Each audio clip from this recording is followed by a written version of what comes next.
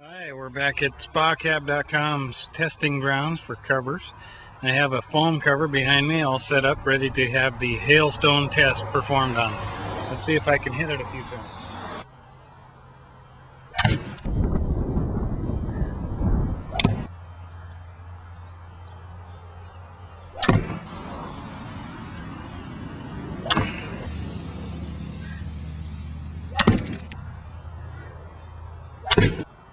These are the Dunlop number 2 hailstones.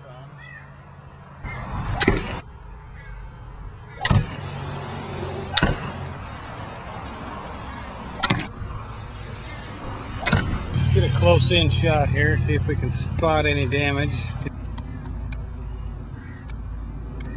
Well, it does appear to have left a mark here and there. Okay, that's a hailstone. There's one. Yeah. There's one there. Now, maybe you've never had hail this size on your cover, but same hailstones we used on the SpaCap. Okay, we're back at SpaCap.com cover testing facility. Now we have a SpaCap up here. And I'm going to do the old hailstone test and see if it has the same effect.